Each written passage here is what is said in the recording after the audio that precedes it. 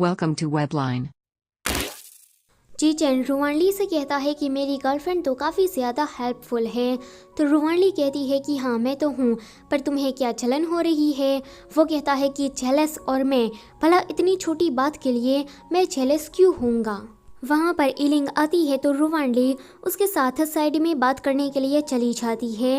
Ailing उसे कहती है कि तुमने आज जो मेरी मदद की है इस वजह से मैं तुम्हें थैंक यू नहीं कहने वाली, क्योंकि मैं भी जीचन को पसंद करती हूँ एंड तुम भी करती हो, तो चलो एक फेयर गेम खेलते हैं। रुवानली कहती है कि हाँ तुमने ठीक कहा, मैं इसके लिए तैयार हूँ। इतना कहकर इलिंग वहाँ से चली जाती है।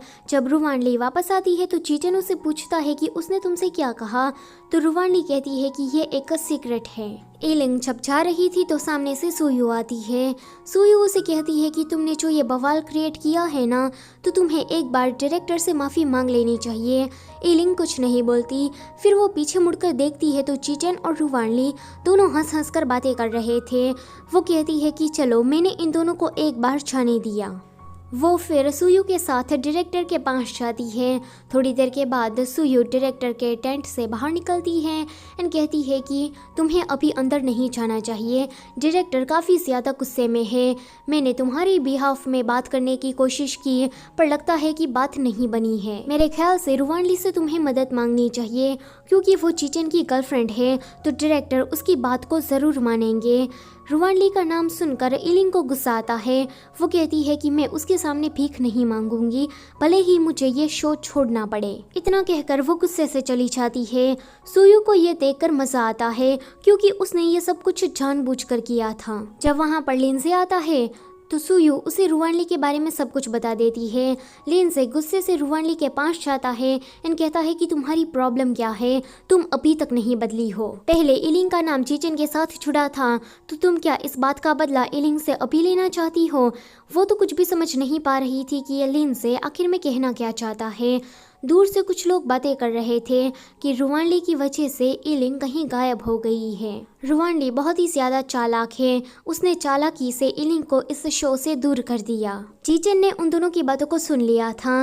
लिंजे यहाँ पर अभी भी चला रहा था कि इलिंग कहीं पर चली गई है, वो फोन भी नहीं उठा रही। अब मैं क्या करूँ, अगर वो इस शो में नहीं रही तो मुझे बहुत ही ज्यादा लॉस होगा। जीचन कहता है कि एग्जैक्ट हुआ क्या है, तुम मुझे जरा डिटेल में बताओ। तो सुयू कहती है कि जीचन प्लीज मुझे माफ कर देना, ये मेरी गलती है। लिंजे कहता है कि सुयू तुम अपने आप को दोष मत दो, इसमें तुम्हारी कोई भी गलती नहीं है, सारी गलती तो इस रुवानली की है। तो जीचन कहता है कि बस भी करो, कब से तुम रुवानली पर चिल्लाए जा रहे हो, ये सब कुछ ना एक गलतफहमी के कारण हुआ है, तो तुम प्लीज दूसरों पर ब्लेम डालना बंद कर दो। वो रुवानली को लेकर वहाँ से चला जाता है। वो रुवानली से कहता है कि मैंने तो तुमसे पहले ही कहा था कि ये सुयू ऐसी ही है, अपने मजे के लिए लोगों को ऐसे ही लड़वाती रहती है। फिर जीचन रुवानली को उसके टेंट पर छोड़कर आता है। जब रुवानली अपने टेंट में जाती है तो वहाँ पर इलिंग थी। रुवानली उसे कहती है कि तुम यहाँ पर क्यों छुपी हो, सारे लोग तुम्हें ढूंढ रहे हैं, क्या तुम्हें बाहर नहीं जाना है। वो थोड़ी दुखी नजर आ रही थी तो रुवानली उसके पास शांति से बैठ जाती है। इलिंग उसे कहती है कि तुम और जीचन दोनों ही कॉन्ट्रैक्ट रिलेशनशिप में होना मुझे पता लग गया है, क्योंकि तुम्हें देखकर ही ऐसा लगता है। रुवानली कहती है कि ये तुम क्या बक रही हो, अगर तुम ऐसे ही बकती रही तो मैं सबको बता दूंगी कि तुम मेरे टेंट में हो। इलिंग कहती है कि प्लीज ऐसा मत करो। रुवानली उसे ठंडे पानी की बोतल देती है ताकि वो अपने मुंह को ठीक कर सके। रुवानली कहती है कि तुम अपने आप को सख्त मत रखो, अगर तुम्हें रोना है तो तुम रो सकती हो। इलिंग कहती है कि काफ़ी टाइम पहले जीचन ने भी मुझे यही बात कही थी। उस दिन मैं उसके क्लासमेट हुआ करती थी एंड तब जीचन मुझे काफ़ी ज़्यादा अच्छा लगा था। जीचन की ही वजह से मैं इस एंटरटेनमेंट सर्कल में दाखिल हुई। मुझे लगा कि मैं जीचन के कदम से कदम मिला सकूंगी, पर ऐसा कुछ नहीं था। जब मैं इस एंटरटेनमेंट सर्कल में आई तो काफ़ी एक्टर और डायरेक्टर का नाम मेरे साथ जुड़ने लगा। मैंने ऑडियंस को कन्विंस कराने की ट्राई भी करनी चाहिए, पर सभी लोगों ने मुझे मना किया कि तुम्हें ऐसा नहीं करना चाहिए। अगर तुम्हारा नाम किसी बड़े एक्टर के साथ जुड़ता है तो लोगों के अंदर हाइप क्रिएट होगी एंड तुम इसी तरह से फेमस हो जाओगी। मेरा उनके साथ कोई भी रिलेशन नहीं था, पर मुझे फेमस होने के लिए ये सब कुछ करना पड़ा। वो रो रही थी तो रुवानली उसे कुछ भी नहीं कहती, पर तभी ही लिंडसे वहाँ पर आ जाता है।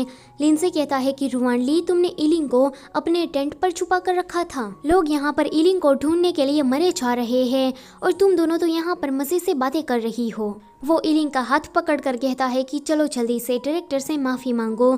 तो वो कहती है कि मैं इस शो में हिस्सा लेने के लिए आई हूँ, ना कि ह्यूमिलेट होने के लिए। ये सुनकर तो लिंडसे का पारा हाई हो जाता है।